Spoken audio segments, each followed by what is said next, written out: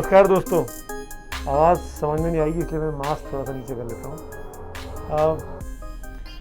मैं ये मान के चल रहा हूँ कि आप लोग भी अपने आप को पूरी तरीके से कवर कर रहे होंगे, मास्क लगा रहे होंगे, गमछा पहन रहे होंगे मुंह पे, और उसके साथ साथ हाथ अपने बार बार साफ़ कर रहे होंगे, सैनिटाइज़र का इस्तेमाल कर रहे होंगे, जैसे मैं लगातार करता रहता हूँ। लेकिन अब दूसरी बात पे आता हूँ, जो आज का मुख्य मुद्दा है, जिस वजह से आज मैं आपसे यहाँ पर मिल रहा हूँ। मैंने उस दिन भी ये चैट की थी और ये मैंने कहा था डंके की चोट पर कि जिस शहर से मैं आता हूँ उस शहर के लोग, मैं इंदौर की बात कर रहा हूँ, उस शहर के लोग स्वास्थ्य कर्मियों पर हमला करेंगे, मैं ये सोच भी नहीं सकता था।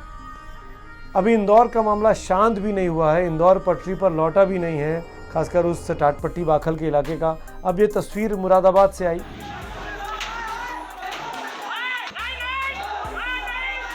मुझे अभी भी भरोसा नहीं हो रहा है उन तस्वीरों को देखकर कि नीचे एम्बुलेंस खड़ी है, नीचे पुलिस की एक जीप खड़ी है और ऊपर से घर के तिमंजिले से या चौथे मंजिले से महिलाएं पत्थर फेंक रही हैं, ईंटें निकाल के नीचे गाड़ियों पर फेंक रही हैं ताकि वो गाड़ियां ख़राब हो जाएं, ताकि उन गाड़ियों में बैठे जो लोग हैं उनको चोटें लगें। देखिए इन तस्वीरों को, कल की तस्वीरें हैं ये।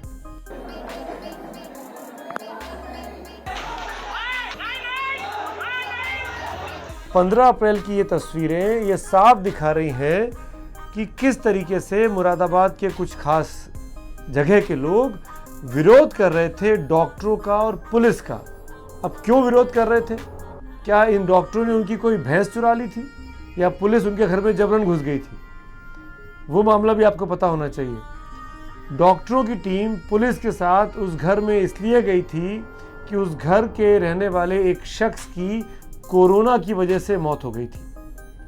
तो ये होता है कि जिस घर में वायरस आ जाए उस घर के बाकी बाशिंदों को भी कोरोना का टेस्ट करवाना होता है। उस पूरे घर को क्वारंटाइन करने की प्रोटोकॉल है और अगर आप एक भी शख्स का नहीं कराएंगे और वो शख्स गलती से अगर पॉजिटिव है तो वो ना जाने अपने मोहल्ले के, अपनी गली के, अपने शहर के कितने और लोगों को संक्रमित कर देगा। तो पुलिस की टीम के साथ डॉक्टरों की टीम उस घर में, उन घर के जो तमाम परिजन थे, रहने वाले लोग थे, उनकी सैंपलिंग करने गई थी ताकि पता लगे कि आपको कोरोना है या नहीं है। लेकिन न जाने क्या हुआ, उस गली के लोगों को वो पत्थर बरसाने लगे और कितने पुलिस वाले घायल हुए, डॉक्टर घायल हो गए, एम्बुलेंस चलाने वाला ड्राइवर घायल हो गया। उन सबके रिएक्शन सुनिए अब आप। डॉक्टर की टीम को पीटने के लिए पहले से ही वो तैयार थे, जैसे कि हम लोगों उन्होंने एकदम कहा बोले गाड़ी में से उतरो। जब पत्थर बरसाने चालू करे तो सर हम अपनी जान बचा के भागे। कुछ लोग हमारे डॉक्टर साथी वहाँ पे पकड़ लिए गए हैं। दो हमारे डॉक्टर एससी अग्रवाल थे, उनको तो पिटाई करी है और पीछे से मेरे चढ़ते हुए जब मैं भाग के इसमें चढ़ा था, मेरे यहाँ ईंट का रोड़ा इतनी तेज पीछे कमर में मारा है। सामने से चाकू फेंक के मारा किसी ने, तो मैं चुकी गिर गया नीचे, चश्मा भी मेरा गिर गया, मैं उठाकर फिर भागा, तो पीछे से फिर किसी ने डंडा मारा, तो मैं फिर गिर गया, तो मुझे लात घूसों से फिर मारना शुरू करा। क्या हो गया मेरे हिंदुस्तान को? हिंदू मुस्लिम सिख ईसाई एकता की हमारा देश मिसाल देता है और हम इस तरीके से आपस में डॉक्टरों पर वार कर रहे हैं। अरे जिस दौर में हम लोग आज की तारीख में रह रहे हैं दोस्तों, वहां पर दुआ से ज्यादा दवा की जरूरत है और दवा तभी मिल सकती है जब आपका टेस्ट हो। अगर आप टेस्ट लेने वाले की जान की आफत कर देंगे तो कोई डॉक्टर, कोई नर्स आपके घर क्यों आएगा? आप क्या ये चाह रहे हैं हम लोग कि हमको हमारे घरों में मरने छोड़ दिया जाए? हमको अस्पतालों में इलाज ना करवा पाए हम लोग? अभी इस बीमारी का दोस्तों, हाथ फिर से कह रहा हूं, हाथ जोड़ के कान खोल के सुन लीजिए, अभी कोरोना का इलाज नहीं खोजा गया है। कोई इसके नाम की दवा नहीं बनी है, कोई इसके नाम का इंजेक्शन नहीं बना है, कोई इसके नाम का टीका नहीं बना है। इसका सिर्फ एक इलाज है कि कोरोना के वायरस को अपने आप से दूर रखना। कोरोना का वायरस एक व्यक्ति से दूसरे व्यक्ति में फैलता है, छूने से, बोलने से, उसके थूक से, उसके खांसने से।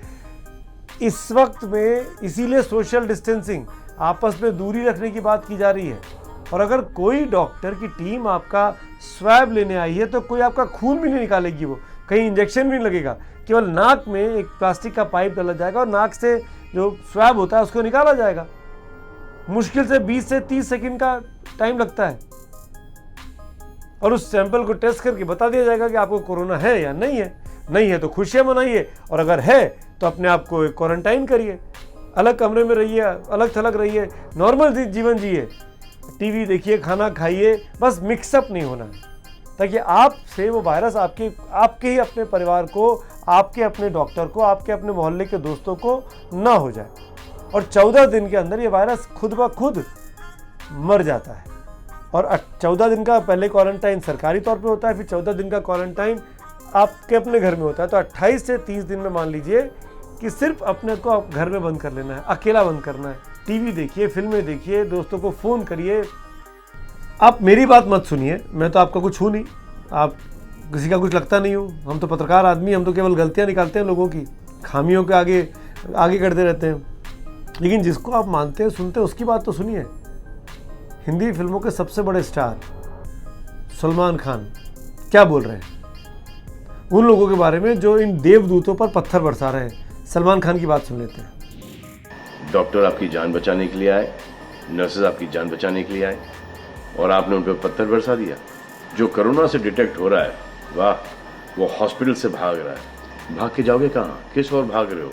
जिंदगी की ओर भाग रहे हो या मौत की ओर भाग रहे हो? चंद जोकरों की वजह से ये बीमारी फैली जा रही है।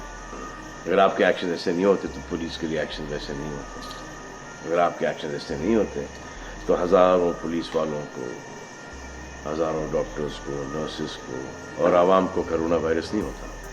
इतने लोगों का काम तमाम नहीं होता, और अभी तक हम सब वापस से काम पे लग गए होते। और दुआ करो कि वो नौबत ना आए जहाँ पर आपको समझाने के लिए मिलिट्री बुलाई जाए। सलमान खान इन लोगों के बारे में कह रहे हैं कि आप ऐसे जोकरों जैसी हरकत मत करिए।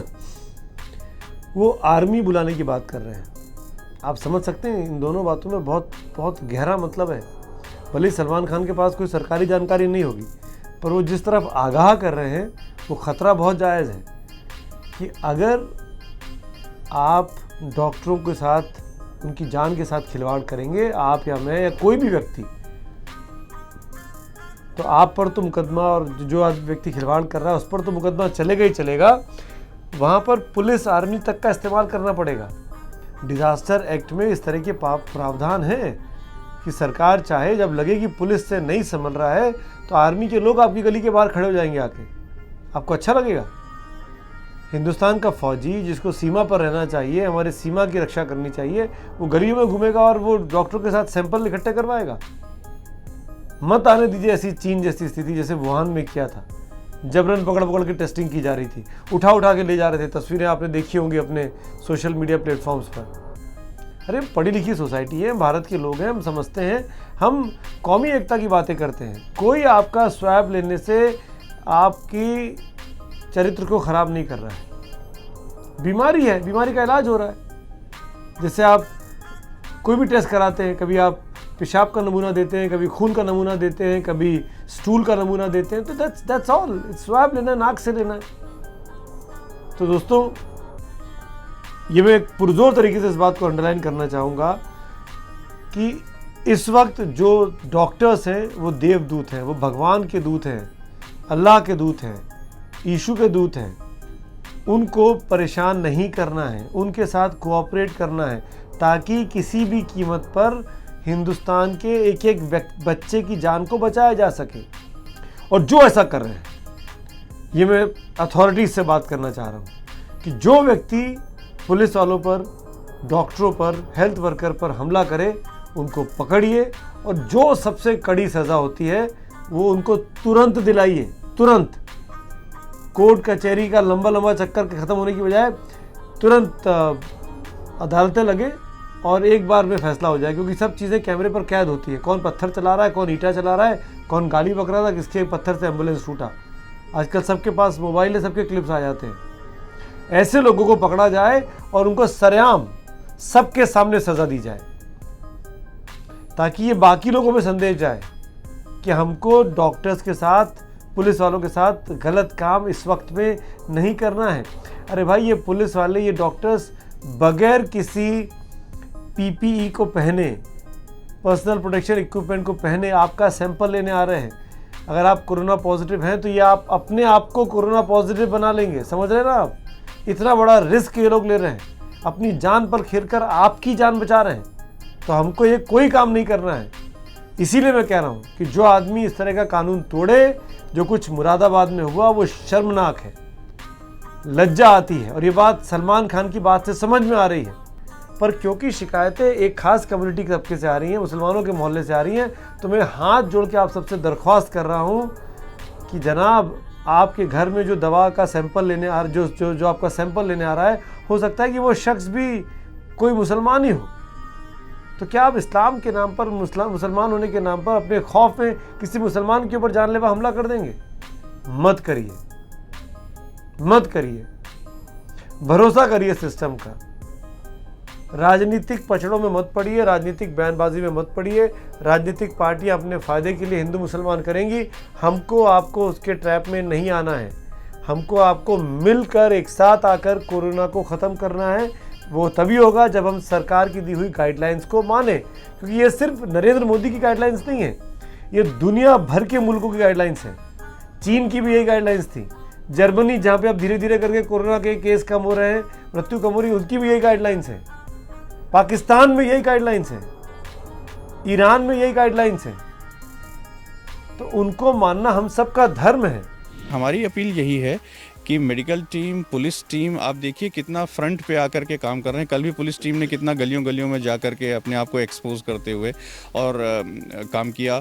मेडिकल टीम्स लोगों को जो अगर क्वारंटाइन होम या इंस्टीट्यूशनल के लिए ले जा रही हैं तो उन्हीं की सेफ्टी के लिए है।